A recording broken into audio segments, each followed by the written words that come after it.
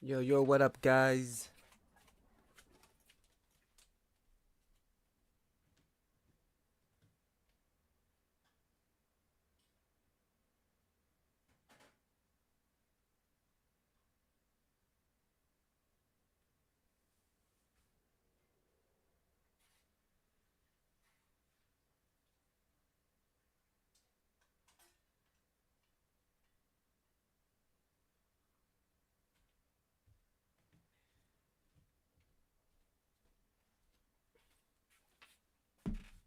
All right, let's get some lights on. Let's get some mics going. Microphones on. Turn on the lights. Lights, camera, action. Let's go.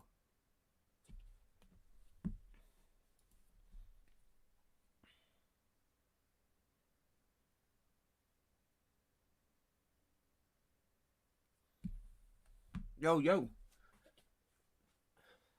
Light out of my eyes there. Cool. What's up, guys? All right, so we're jumping in here today. I don't really have anything planned because I've just been super busy with lots of stuff going on. Blah, blue, bang.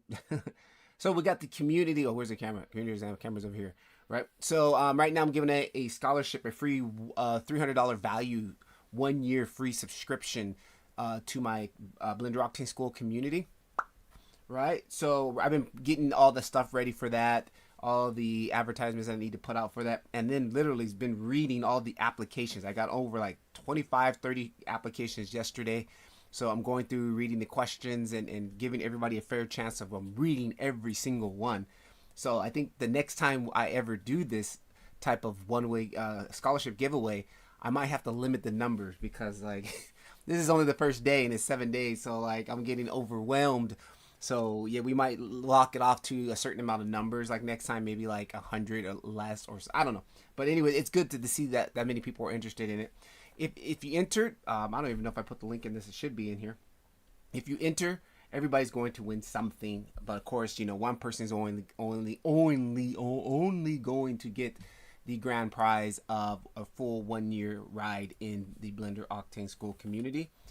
Just finished putting the YouTube video together. Ooh, we got something special coming up this week, guys. Actually, maybe tonight or tomorrow. Probably. I should be working on that video right now to finish it up to get it out for today. So I might only just stream for like about 30 minutes, because that means I can get the video out tonight. I do a full hour on here. That means that's taking an hour away from getting that YouTube video ready, and then I got to go to work. So we might just do a short one and just get back to work on the YouTube video here. But I want to quickly uh, kind of share. We got some new features going on. I don't know if it really going to help you guys on the outside who are not in the community, but it's really going to help me on the inside of the community because we now have the option to go live. Like I don't have to. Like I could just hit this button and then boom, I'm live in my community. Now, unfortunately, if you're not in the community, that doesn't really help you. But for me, this is really good because like when, for example, we've got Dave in here right now, and if there's an issue that he's working on, I can just go live with him immediately, and he can just jump on with me, and we can work out the problem together, which I think is extremely powerful. So that is one of our new features that just got added this morning. Go live, and I'm really excited to use that because it's gonna allow me to. And what's really nice is like I can go live, and even if I leave the call, I can leave the stream up, and people who are in there can still communicate, interact with each other. And then once everybody leaves, it will automatically turn off, which I think is awesome because like it's all about community, right? And like just because I'm not in the chat or something doesn't mean everybody else can continue not continue to be a part of a community. So if I have to go to work, I'll just leave the thing running and I'll just go to work and let everybody chat their hearts out. And once everybody leaves the chat, it'll just turn off, which is absolutely cool. So I'm looking forward to that. Again, 1 year free subscription. The price is going up here this in October. We're going up to $35 a month because we're getting ready to get crazy coming up for next year. I'm gonna do a full 90 day walkthrough, like how to get you to do like a cool render. Like if you're coming in from zero skills, to try to get you to make something at least decent, a nice decent render and stuff like that. And you know what, that might be something we might talk about right now. is lighting. And I feel that a lot of people here, like a lot of the problems that I see members have, and like I look at their scene because in the community I look at every like send me your scene, I'll take a look at it, and I always get this issue where like some members will like will have like 15 lights in his scene, and I'm like, why do you have so many lights in your scene? Or they're using image planes as heavy doing the heavy lifting lighting. So let's talk a little bit about lighting for here for a minute. And I think what's important to remember is, see, I came from a lighting background. I used to work in a theater. So like, well, what happened there? What happened there? Well, what's going on? Why am I pressing buttons? Okay, I came from a theater background, so I've worked in doing lighting for theaters, for corporate events, for movies, for television. I did that for a good 8 years of my life, touring all over the United States doing that. So I know what it takes to light something, and a lot of times people have no idea about that. So it's kind of hard to try to still come into a 3D package and light something when you really don't even know how to light something in the real world. So what the heck was that? Something just fell off my light. Okay, one of the weights. All right. So one thing that I would say is recommended, even if you're new, like studying lighting, like literally go onto YouTube and just type in like interview lighting or product lighting, like real videos, not 3D, real videos, and mimic those techniques, because those some of those same techniques are the techniques that I use, and some of the 3D artists that I follow, some of them had photography backgrounds and things like that, and that ultimately helps you. Especially, I came from photography too, so I knew about f-stops and how lighting and all the different techniques. So I would always recommend watching real world references when it comes to lighting, and implement those things into here. So for example, when I come into here and I got the 3-point lighting set up, right? Literally, the 3-point lighting setup is a basic real world lighting setup. Everybody knows that. And it's like, I don't see like this, if most newbies, if you just did everything 3-point lighting system, you would be already ahead of the game by most. 3-point lighting system versus 25 lights or 15 lights. Come on. Like, this is the basics of a decent lighting setup. And if you can have this basic fundamental, I think you will be ahead of most people, especially when it comes to product rendering and stuff like that. Hang on, let's get something a little bit better than Dennis in the scene here really quick before we turn off the lights. Let me jump over to, oh yeah, why not, huh? We'll just slap this pizza on the table, right? Why not? Let's do it. Now, actually, there's a cooler model. Man, I used to have a saved, and I can't remember what it was, what his name was. Man, what was it? Hang on, let me see. Jar.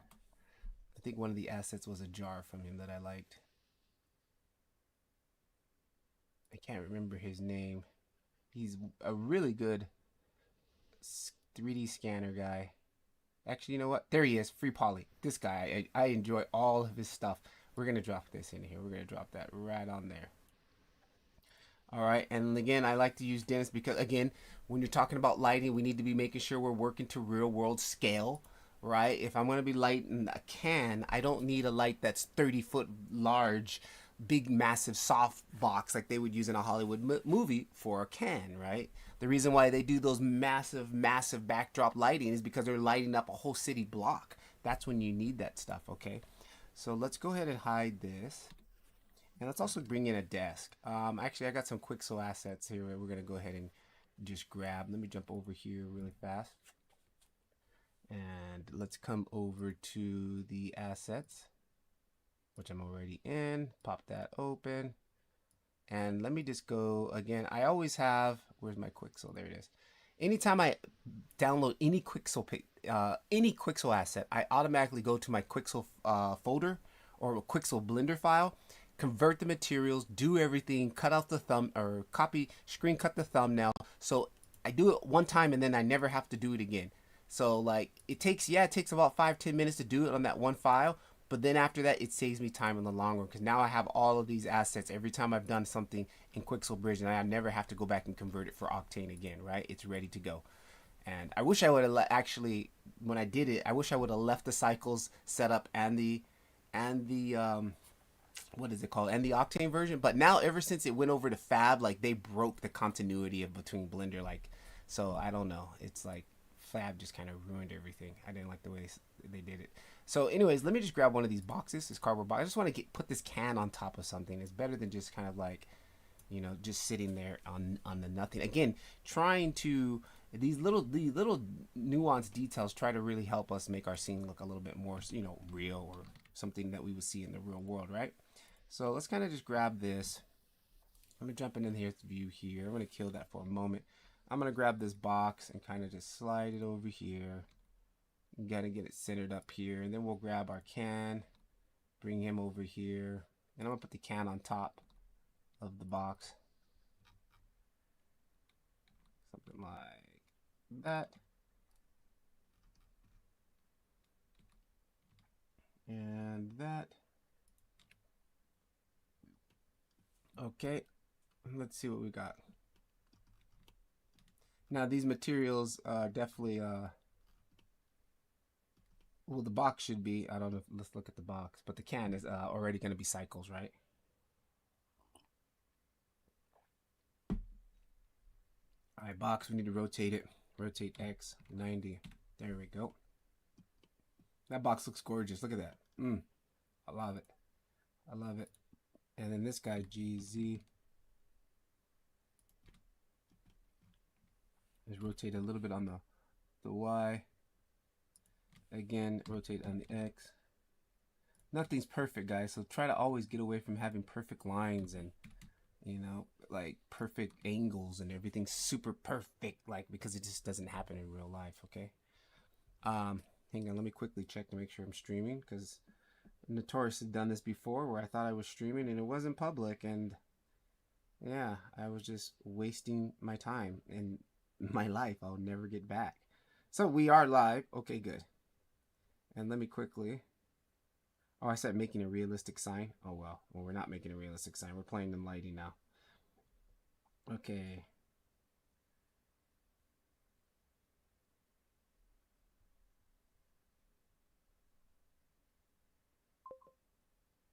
Nice, text works too. Good.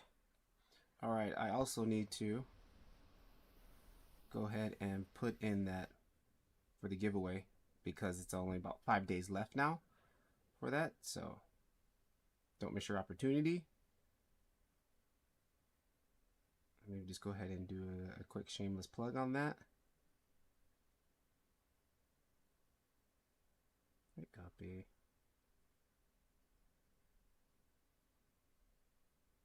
Paste.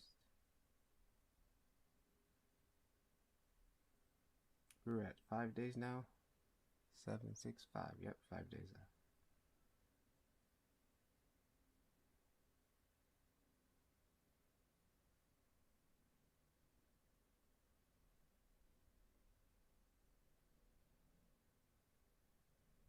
Okay.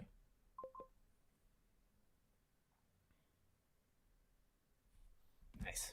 Got all that jibber jabber out of the way. Now, to convert this over really quickly, let's jump over here and see what we're looking at. Ah, nice, easy PBR setup. I love it. I love artists who do a nice, clean PBR setup. Like, I understand some people want control, but just in general, when you're making assets, a nice PBR setup is the easiest way to go, because anybody can use it in any render engine in anywhere, right? It's the easiest way to go. And for us, we can literally press one button to click this to convert it. Boom, go, oh, blah, blah, blah. Go to my active material, select that, boom, there's our can of baby noodle soup. I love it. Okay, so now let's try to light this up. Like, how would we light this up? So what's going to be, first of all, what is the scenario? Is it in a room on a table? Is it going to be a product shot, like in a studio, or, you know? So I'm saying, for the sake of this, let's kind of just go with what we got. We got a cardboard box sitting on a table. Let's go with the studio environment, because it's going to be a 3-point lighting setup, right?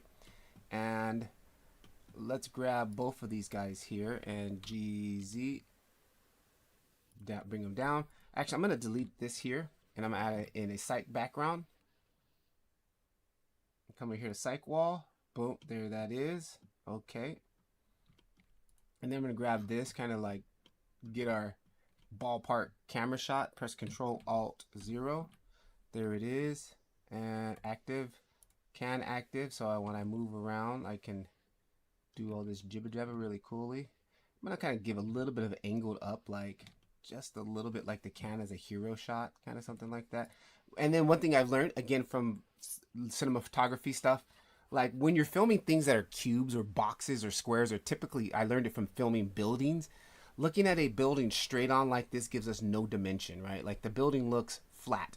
Just by slightly rotating our shot, you know, a little bit like that gives a little bit more depth, a little bit more dimension. We can see a little bit of more, like it looks flat. Now if we get that angle, now we've got a little bit of angle. So something I've learned when I was used to do photography of buildings and stuff like that, that always kind of take a picture of that building at an angle, right? And I'm just going to do that with this box here. Just move it at a slight angle. It looks like our soup here, GY, we're kind of coming here.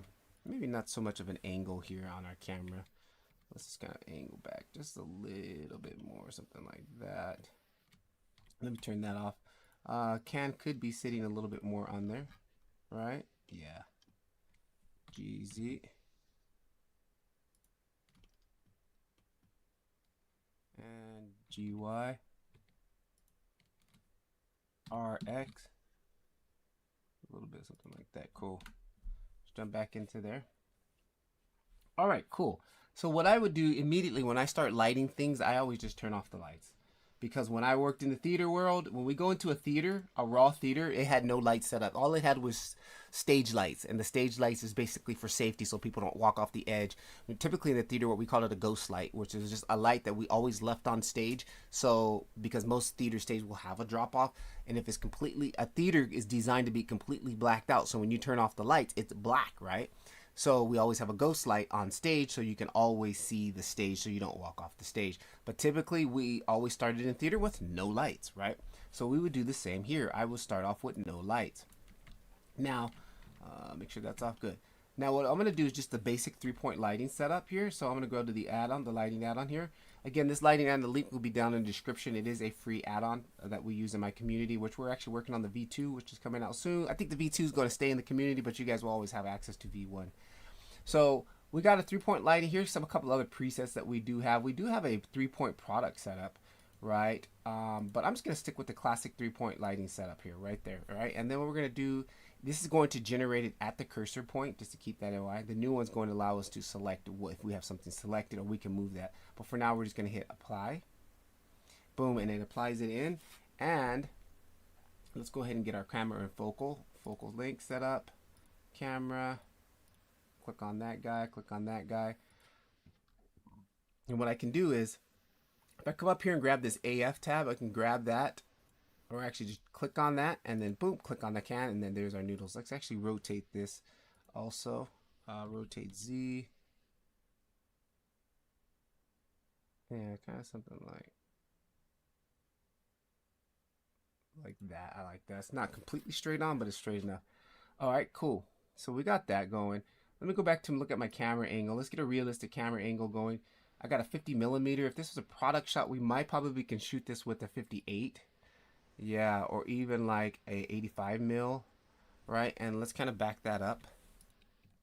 Hold down Control, middle mouse button. I can pull back on that, just like that. And then I'll need to reset my focal point. Just like that. Boom. That's nice. I like that. Then what I'm going to do is change my aspect ratio. I don't need 1920 by 1080. I'm actually going to go and change that to like Instagram post here. Where is it? New post? Yeah, I like that better. And then let's go ahead and even get in closer on our camera shot there. Kind of something like fill up this frame a little bit and reset this point here. There we go. All right, now what I typically like to do is come in here, and I like to just turn everything off. All right, and let's just start off, and like here's our rim light, just to see where things are at. There's our rim light, that's a backlight. Here is our fill light, which is going to fill in the shadow. And like again, many of you may not know, but the key light is the main key light, the main source of the light, right? Then we have the fill light, which is going to be like wherever, typically that key light is going to be at a slight angle, and you're going to have some shadows on one side. And if those shadows are too dark, we use a fill light just to slightly fill in those shadows. Fill light, fill in the shadows, right? And then on top of that, we have a rim light, which I didn't understand rim lighting until I started doing corporate events. Where corporate events, we had a speaker who was at a podium, and most of the time we always had, we call it a rim light, or they call it a hair light. And it literally lights them from the back. And from the back angle, you'll get like, you'll see the little highlights on their hair. It separates them from the background or from the backdrop, whatever it is. And that's why we typically use the rim light, is to get separation from the backdrop. And you can also use this to get like these nice little highlights here. But this is already getting us a little bit of separation from that backdrop there, just using that light there. Now you can see our fill light, which is not really separating it from the background. Look at it. It looks like it's just there, right? And then we've got our main key light here. So one thing first, these lights are going to be slightly off in the distance by default. So I'm going to come over here, and I'm just going to go to viewport here. And what I'm going to do is clear out all this jibber jabber. What is that? T for that, right? And what is all this jibber jab up here? I don't need to see text and status. I can't, and then we don't need to see this gizmo nonsense, right? And this guy, we technically don't need it right now. Cool. All right, good. So here's our first light. Now again, we got to remember that we're dealing with meters. The scene, like it's really hard to judge the distance in our scene, and that's why it's important to always have some type of reference in your scene. So here's Dennis, right? And like, I know he's about a 6 foot, about 6 feet, right? He's a 6 foot gentleman. And this light might be almost 12, 13 feet away. If we're lighting a product and then you're in a studio, the light, like my light right now next to me is literally, I can almost grab my light. It's literally probably arm length away from where I'm at right now. And then that allows me to also control the intensity. I don't have to have it so bright. If it's way on the other side of the room, I have to crank that light up, and then it's spilling light all over the place. This light is like literally probably 3 feet away from me, right? Maybe 4. I have a little bit away because it puts out some heat. But otherwise, you want these lights to be close, right? So we're going to jump into our key light. And I'm going to come in here first thing first, and I'm going to go down to the size of it. And again, this is pretty big, because if we look at it, we bring it closer to Dennis here using this.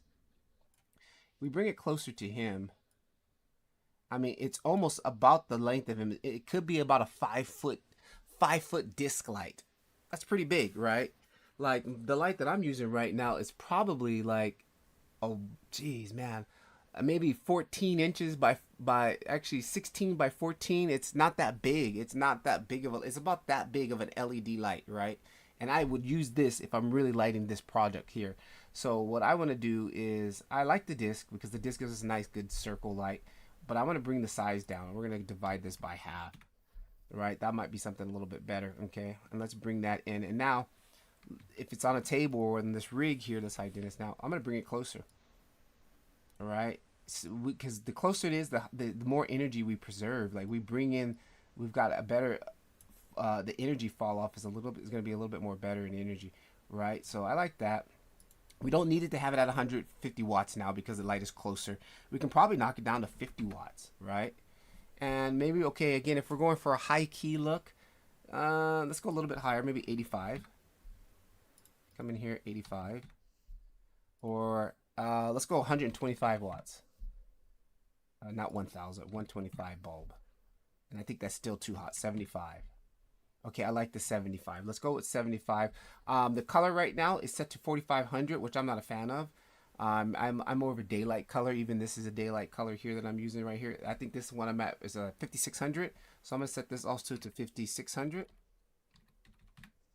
All right, there's 5600, more of that daylight white color. I like that. And then what else could we do from here as far as shadow hardness and stuff like that? If we click on the light here, this is one thing that I'm going to be adjusting in the next version of this add-on, is I want to be able to control this like without it affecting the intensity and stuff like that. Because right now it is affecting the, not so much the intensity, but you can see what it's doing with our shadows. Look at our shadows. Now I got that nice harder edge of shadow. The smaller we go, we get a nice harder edge shadow, but we got to bring up the light, bring it back up, right? So let's go for a nice, really soft There we go. I want to go for like a bigger light a little bit because the bigger, softer shadow. Now we need to bring that back down. Let's go maybe 65. Okay, I like that. Now that's going to be our key light, our main key light. Now here on this side, this is where the shadow light, or the fill light comes into play. Do we need a fill light? Like, it doesn't look that dark on that side. Let's see what our fill light looks like. Ah, it has just a little bit of subtlety in there. Check it out. Look at that. But it's also very far away. Let's come back here and let's turn on our fill light. Right. Let's turn on our fill light. And look at it. It's way off here in the distance. Let's bring it back into it. Let's bring it into the studio, right? Let's bring it down. And it's way too big. Now this one is set to rectangle. I can set this to square, disc, or whatever. I'm going to leave it on rectangle. But I'm going to divide each portion by half. And divide by half. Okay, and now again, this is just to fill in the shadows. This is not really to be the key light. This is just to fill in the shadows. So I'm going to knock this power way down to maybe like 25. And I still think that might be even too much. And then what I'm also going to do is maybe back this key light up a little bit. We don't need it so close because again, it's just filling in that little bit of a shadow there. I'm going to maybe back that up. And I'm going to even bring it down to maybe like, let's actually hang on, 25. Let's see what it looks like with it off. Yeah, it's a little bit too bright. I think it's a little too bright. Let's go maybe down to 15. See what that looks like. 15. Why don't you use a plane with white materials to bounce the light? Yes, you can. Yeah, there's no reason why you can't. Like, that's another thing. If this is too much for me, like right now, like I'm thinking, yeah, like if we have to go down to like 10 watts, like now it's like, well, why don't we just use a bounce card? You know, so that's a good question. And again, lighting is subjective. You can do what feels good to you. So I'll take your suggestion. Let's go ahead and add in a bounce card. All right. So we'll go ahead and rotate X 90, rotate Z 180, actually rotate Z 90. Okay. And I'm just going to go GX and just kind of pull that off here and go GZ that up. And again, this is massive. We really want it a little bit something more realistic size. About that size. Okay, now to if some people wonder, like, does that really make a difference? Yes, it actually does. Check it out. If we have it here right now, and if I slowly back it away, you can see, look at the shadow. So like when you're using path tracing and ray tracing, like the rays are bouncing, so it actually works.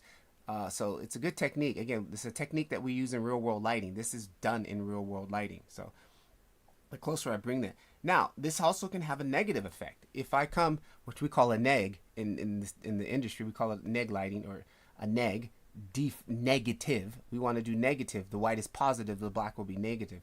So if I grab on this and I come here and just add a material on it, which I should have had on anyways, and I don't like to, typically it's going to be rough. And I actually have one of these right here. In this bag right here, this is basically what we're actually doing. On one side here, it's white.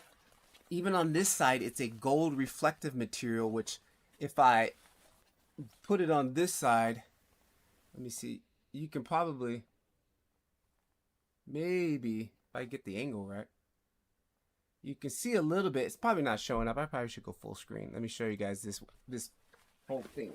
Now this thing pops open like this, right? Oh, thanks, camera. All right, when I decided I started doing something important. So if I take this thing, right, and I put it on this side of me, you can see on my face. See that? There it is. Look at the reflection that it's adding. Just adding a little bit of, you know, you'll see on movie sets some people walking and holding this on the actor, right? So if I get that light just to bounce, that's what it is. Now if I go to the white side, now you can also see a little bit of the difference it's making. Now the brighter the light, the more it's going to work. And then on the inside of this, I do have black. This opens up. And then inside here, I also have black, the negative fill. Then I also have this diffuse where the light can shoot through it and diffuse. You can do this in cycles. I've done this in cycles before, but it cranks render time up big time, right?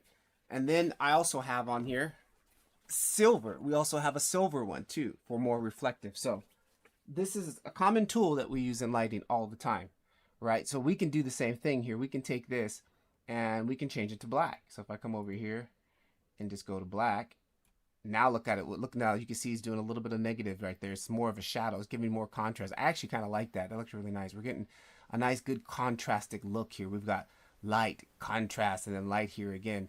So that could be something that we could rock. Let's even play with it. Even if we come over here and let's see what it will look with the metallic, and then the metallic gold a little bit.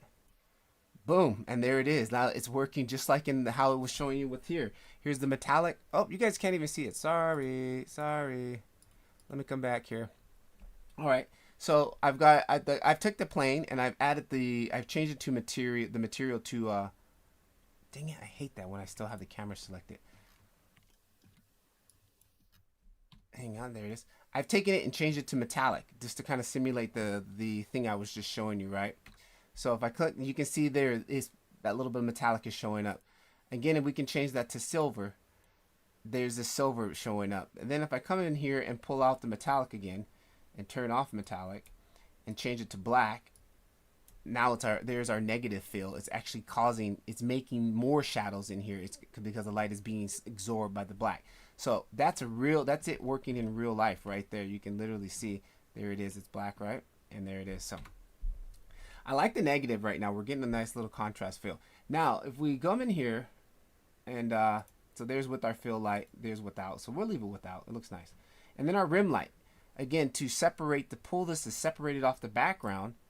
Boom, there's our rim light. But let's bring our rim light and get it into the proper size and world, because it's probably sitting way off here in the distance. There it is, way back here. Let's bring the distance in. Let's bring it down. Right. And there it's showing up in the shot, which we don't want. Hang on, let's come in here and divide that by half. Oh, and this is actually a straight rectangle. Yeah, also just go divide that by half. And I think that might be good. Okay, now it's showing up in the viewport. That's no problem. Just hit visibility. Boom, there, and we turn that off. Now, if we get this, I like to turn off the other lights when I'm working on that. Let's turn off the key light. And there's our rim light working. Like, it's looking nice. I like that. It's really kind of a moody cinematic feel already, right? Kind of like the premiere, dun dun dun, cup of noodles, boom, right? But I'm just looking to get some separation on the background. So if we look here, kind of get it maybe a little bit more closer. And again, we don't want a lot of light from this. It's at 60, it's at 6,000. Okay, so that's not too bad. Now, one thing, which I'm also going to be working on fixing, I don't like how it's showing up on the bottom here, right? Like, it's messing, kind of killing the shot. We don't want that light. We just want it to be on the box and on the can. So if I click on the light, and then if you go into, let's go back into our shading over here.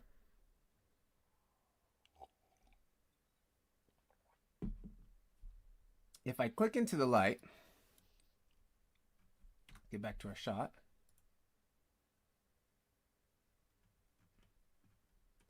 All right.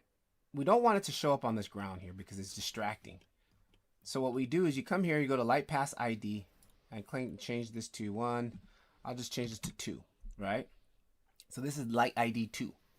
Now, if I come over here and click on the ground plane, and I literally come over to the properties of the objects here, and I got all these numbers. Light pass mask, right? And these are the IDs. Sorry. So we gave it an ID of 2. We turn off 2. Now it's not showing up on that. But you're like, why is that light showing it? That's the bounce light that's bouncing off of this and bouncing onto the ground. That's why we've got the bounce light there, okay? But if we jump back in here, this is kind of what it looks like. And there is actually a way if you wanted to kill the bounce light. I can't remember how I would kill the bounce light. But in this case, I will want it. This is not a big deal. So now let's also... Now, right now with my add-on, it's a little bit broken. If I make any changes to that light, it's going to reset this. So you'll have to come back and turn it back on.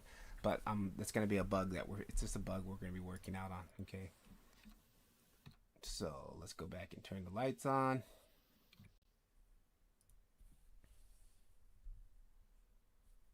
All right. So there's our back key light. Our back rim light, or AKA hair light. We're not using the fill light in this case. We turned it off, and then we turned on our key light, and there kind of is, right? It's like a studio setup. Now, the background does look a little shabby, right? Like this gray. So we could spice that up, right? So like, let's say we just wanted to spice that background up. Okay, so what we could do is just add in another light. I'll add in a separate light. Let's add in an area light and GZ it up. And in the theater, we call this a psych light because it shoots onto the psych. If this again was a psych CIY psych light, it's made for that. And typically they either go on the ground and they shoot up at the background, or they go to the from the top and they'll shoot down at it. So what I basically need to do is put it over here. And these psych lights are pretty long, so they can get it even, so they can light the psych evenly. Rotate it X, kind of go something like that. All right, and then let's come in here, and I guess we could probably, let's hide this. I don't want to see that anymore. Make sure the camera's not selected. Good, it's not. Let's rotate that over.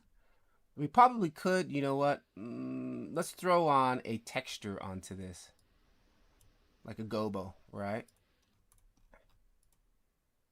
Come into the shader editor, and for now, I'm just gonna come in here. I'm gonna throw a noise texture on it. Let's go noise. Actually, you know what? Hang on. I think I actually have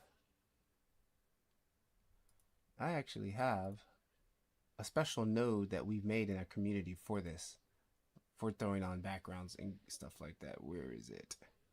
V6 materials, school materials, V6 utilities, gobo maker. Check it out.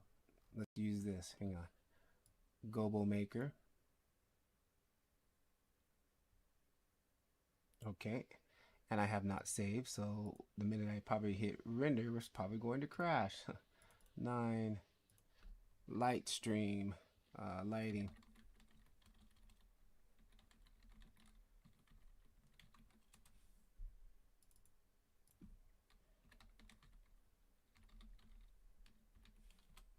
All right, so we got that saved. Now, let's get this thing hooked up. And what we would do is plug this into the distribution right here. Right? And are we using that on the correct light? Hang on, I think I don't. Oops, I did not put that on the correct light. That was on the wrong light. We want it on this light. All right, let's go full screen so I can see what's going on here. See, this light right here is bugging me. So I just want to quickly, or you can just do it right here. Opacity 0. Good. All right, now let's just go back to our psych light up here. Actually, I probably could have just did that. Would have been a lot easier. And let's plug this into distribution. All right, and then let's come over here to the bulb and then click on here, size, and this is going to allow us to sharpen at it, and you can see what's happening there. Boom, check it out. All right, so I'm going to go like this for now. And then like this just allows us to do different stuff, see? All right.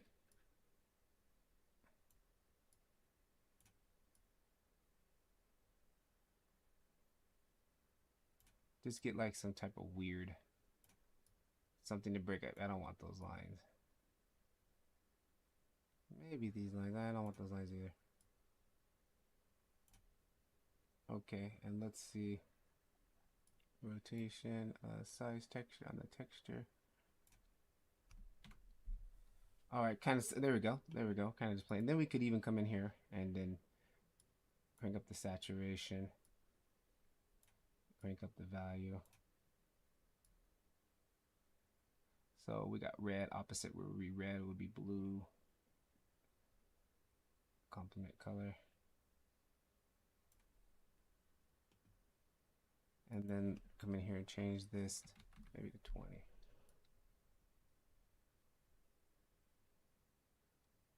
I don't know. I'm just playing. But I mean, again, you can kind of just see the point that I'm trying to make. Like, you can just totally start playing with the background and getting the background something. We should have a reference. And that blue is probably not the best color.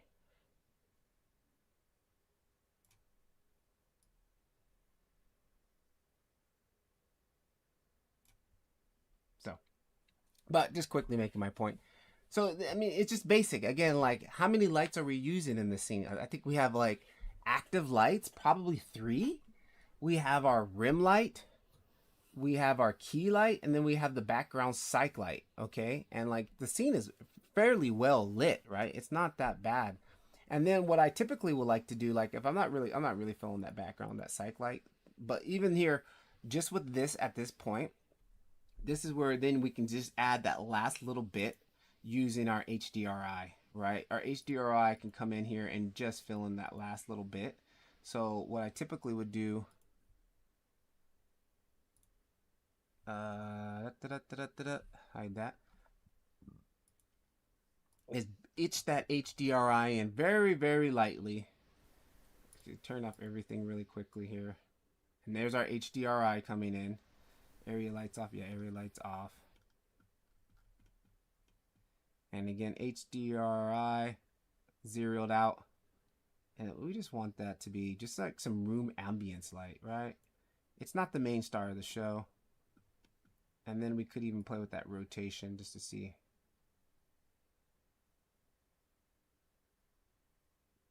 We get a different feel. Again, like it could be on this side because our key light was on that side coming from that side. All right, this is opposite. See, I'm looking at the shadow too, where the shadow is. That's letting me know where the light direction's coming from. So like our key light was somewhere like in around this side anyways. So this could be complementing that key light. And then I probably maybe even bring it down just a little bit more. Maybe just like 0.1. And then bring our rim light. There's our rim light. Oh, the rim light's a little bit warm. Actually, no, it's not. It's just the bounce light off the cardboard box. And there's our key light. And then final touches, I'll jump in here and come back down to the lighting add-on. And do false color check. A little bit blown out right here, just a tad bit. So that means we probably could still bring our key lighting down. Or what I'll just do is just bring my exposure down instead. My camera exposure. So hold down shift.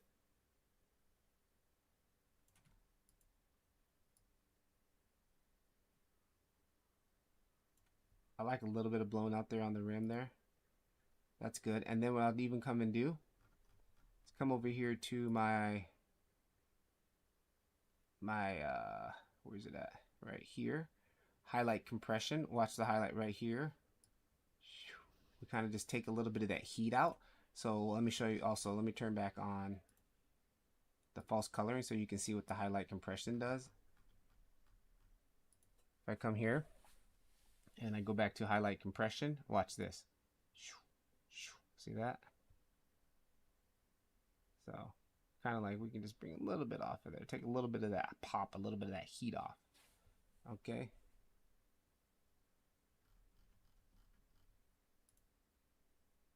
Change that back.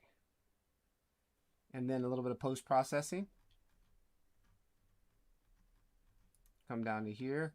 I will go into my, and then for this case, it will be a pilot shot, so you probably don't want all this crazy bloom and stuff going on. So I probably wouldn't do any bloom, but I would do some chromatic aberration, and not that much. I will probably bring that way down, just enough where my lens is having some artifacting, right? Just maybe 0.1. Like you probably won't even notice it type of chromatic aberration, right?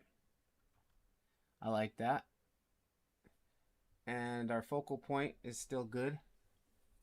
And again, product shots won't have that much depth of field, especially on something like this. They want to make sure their product looks nice, clean, and sharp. So let me go back to the camera.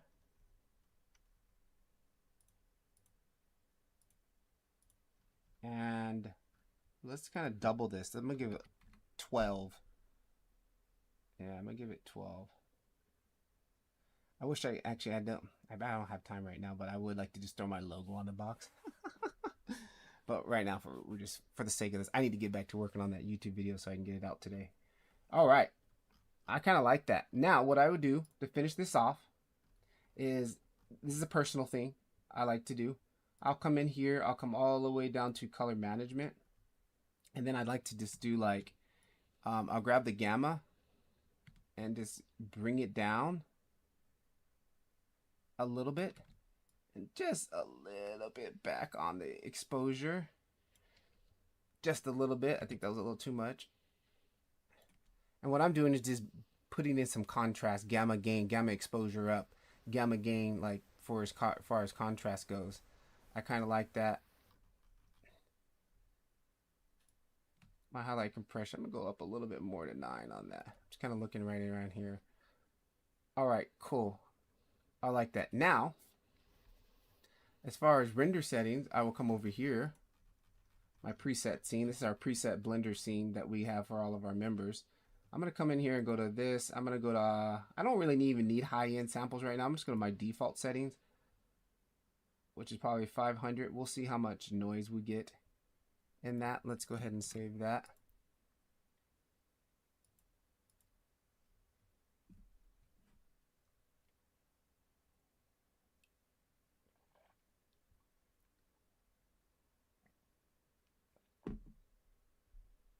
Probably would have been nice to give this a background.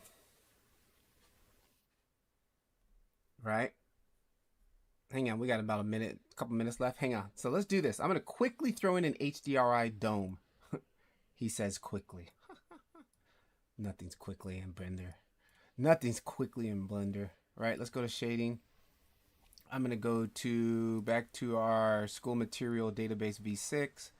I'm going to go to objects. Not objects. Where was it? Tech? Utilities? Where did I put it? Oh.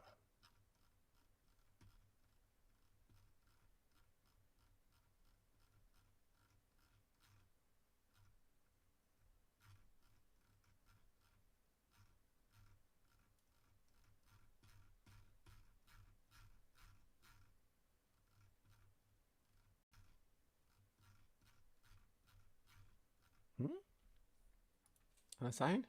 Oh, where did I put it? Oh, HDRI dome. Sorry, it's its own asset. Okay, now what we're going to do here is I'm just going to grab the site for now. I'm going to hide that. And I'm going to go ahead and drop in. Close that up. I'm going to drop in our ground plane. And then I'm going to drop in HDRI sides.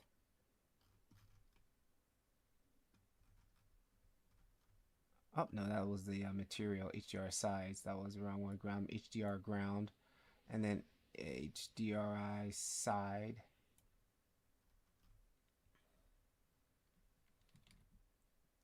To cursor. Good. To cursor. Good. Now I'm going to take HDRI sides, drop this material on HDRI sides. Good. Now, let's jump in. And we don't need to see that right now. Let's jump out of here for a second.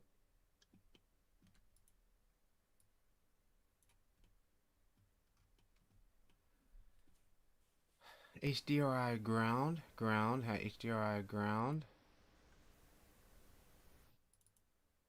Inside. Let's do kitchen EXR. And then let's do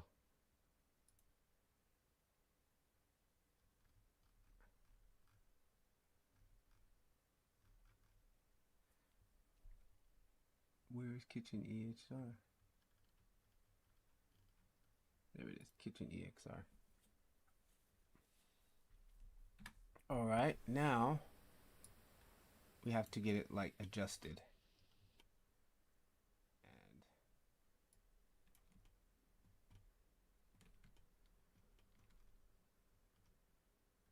And I'm mainly going to be looking at it for background. Get inside of it here first.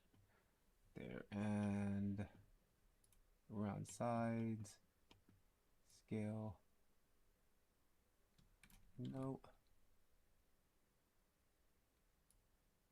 Translation, no. Yeah, there we go.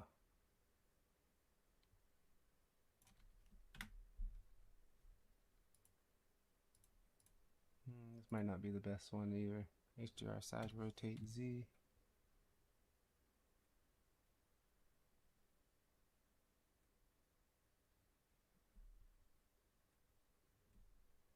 Yeah, I'm not liking this. Go to Brown Studio. Let's go back to just the default Brown Studio.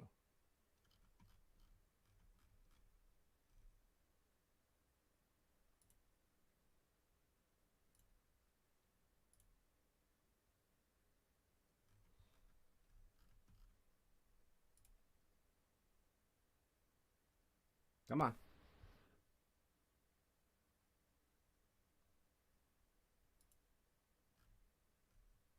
Is it gonna crash? Is it gonna crash? Okay, no, it's not gonna crash. Good. Brown Studio.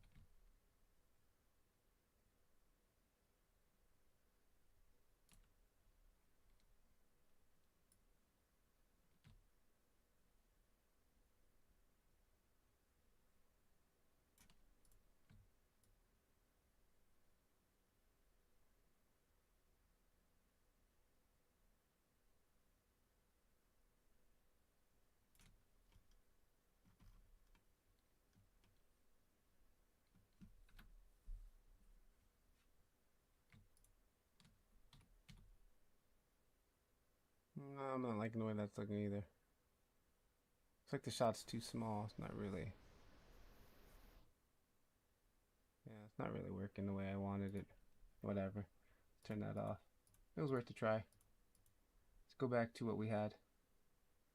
Where is it at? Psych. Alright, lights are on, everything's on. Okay.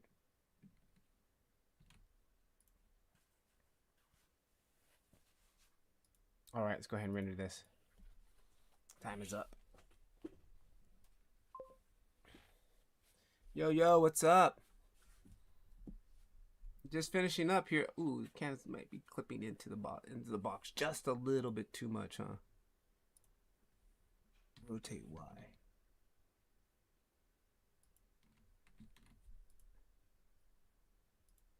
See what that looks like now. How's it going?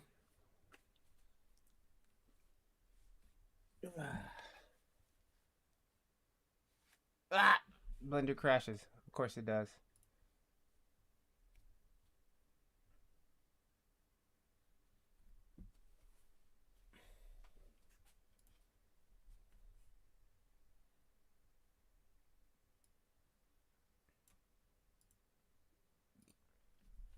That's why you gotta save all the time. Probably crash one more time too. Oh no, it doesn't good.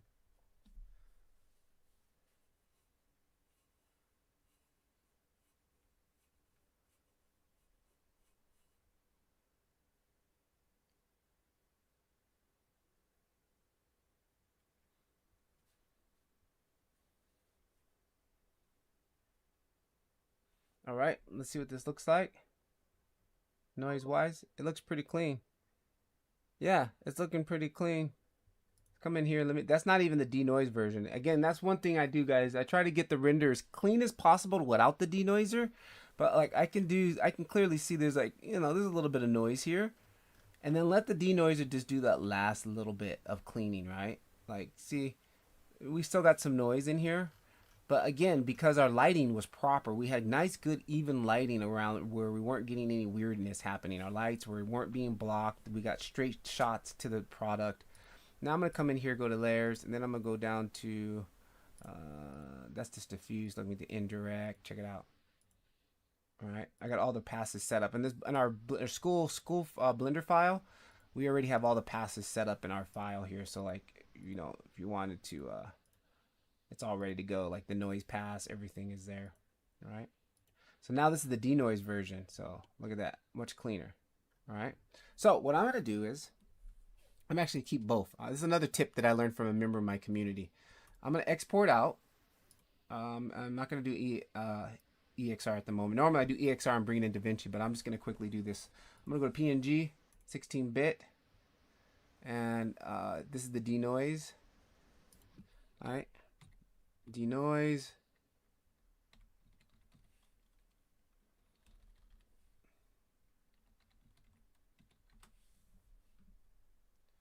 And then what I'm going to do is render it out the normal with a little bit of noise.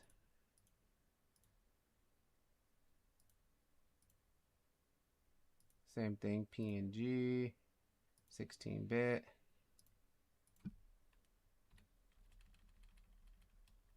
Do it and save that. All right, cool. Save that.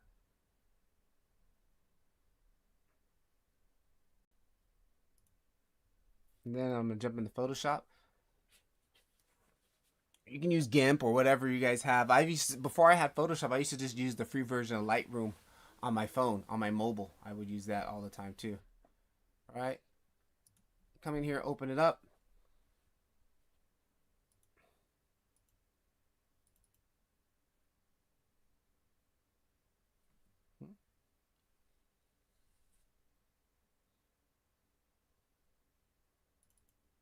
Oh, there it is. All right, I'm gonna open both of these. All right, here's our denoise version, and then I'm gonna take this noise version, and I'm gonna drag it onto the denoise version, like that, right? So what I'm gonna do is put this version here. Let me actually just delete that.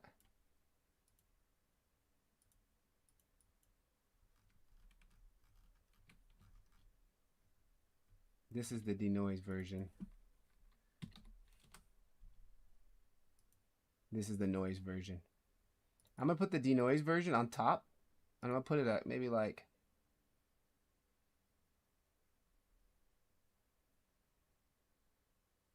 let's see what it looks like at soft light.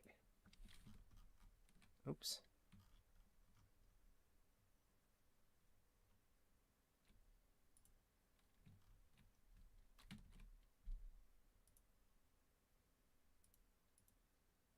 And then what I'm gonna do is like,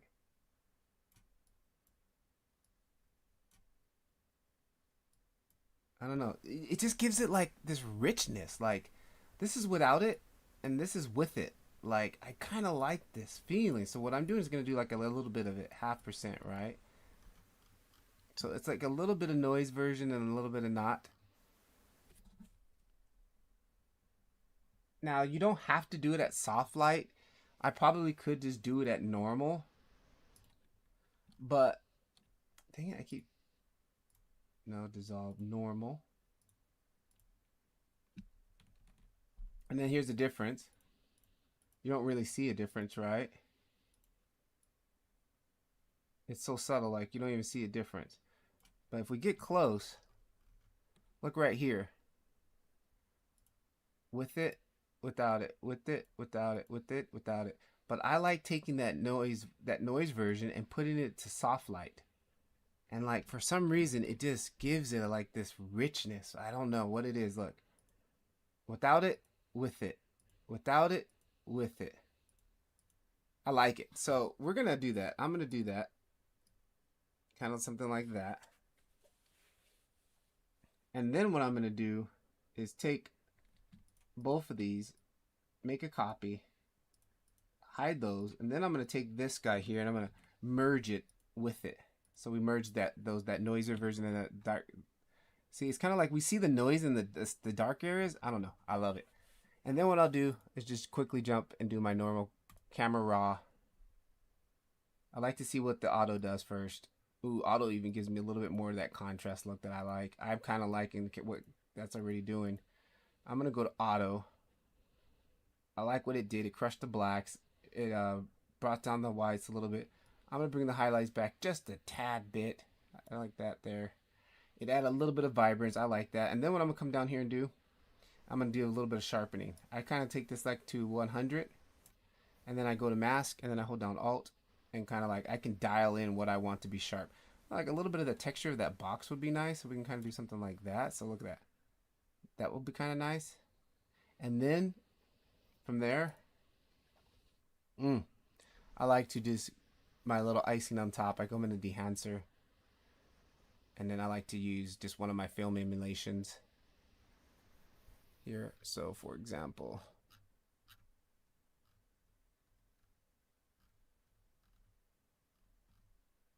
here it is. This is kind of like my go-to film emulation right here. Very subtle again, look. Very subtle. Again, these little 1%, 1%, 1%, 1% add up. You don't want to go 50%, 10, you know, like then it's too much like glare, big glare. No, add these little tiny details all stack up to come together. So there it is. That's what I have. And it even just, it blurs things out. Convert it to a smart object first so you can, yeah, I know that too. Yeah, I'm being lazy right now because I just don't want to do it. But yeah, I always normally do the convert. I convert it to a smart object, right click here, and then go convert smart object. You can come back, and then you can even add more adjustment in there. But just for the sake of this, I'm just messing around. So there's our before, our after. And let's get that before on top so we can see what it looked like. There's our before, after. Before, after. So like, so many people just skip over the post-processing effect. The post-processing to me is just as important as the rendering process. Like all of that really plays together. So it's really important to spend a little bit of time in post. And even here, I'm like on a live stream and I made it, even here, just spending 3-4 minutes in post really makes a difference. Now you don't have to have Photoshop. You can use the free version. I typically do it in DaVinci Resolve most of the time because I have an EXR file, and when I'm doing like a really high-end thing, I'll bring it in DaVinci Resolve and use their color grading tools because they're like, come on, they use them for Hollywood movies, so why wouldn't I want to use that? So I typically do stuff in there. But just like quick little Instagram post, I do them all here in Photoshop. Quickly, just the process which you saw me just do right there. And then boom, that's what we got out of here. So again, just stressing the importance of lighting. Study lighting, study basic studying basic tutorials on real lighting, I come from a filmmaking background, so that's why lighting for me it's easy. But if somebody's just learning Blender and you don't have any photography background or any filmmaking background or have anything to do with understanding about lights, it's tough. It's hard. So watch videos about cinematography lighting, watch videos about photography lighting, product lighting, just get that knowledge and then take that and use that same thing you learned in here. Again, 3-point lighting. This is basically an interview lighting setup step that we got right here. It works great with products and it works great with a lot of other stuff. So, all right, guys, don't forget I got the 1-year membership scholarship given away. It's going on for 7 days. Enter your name in there, fill out a couple of the questions, and then I got to get back to answering more applications. I got to go and read more applications right now, and then I got to finish up the YouTube video. So we're going to cut the stream a little short today. Hopefully I'll see you guys again Thursday or maybe Friday. I don't know my work schedule yet. Ooh. But we'll find out. Thanks for tuning in, guys. We'll see you soon. Keep rendering. It's the only way you'll get better.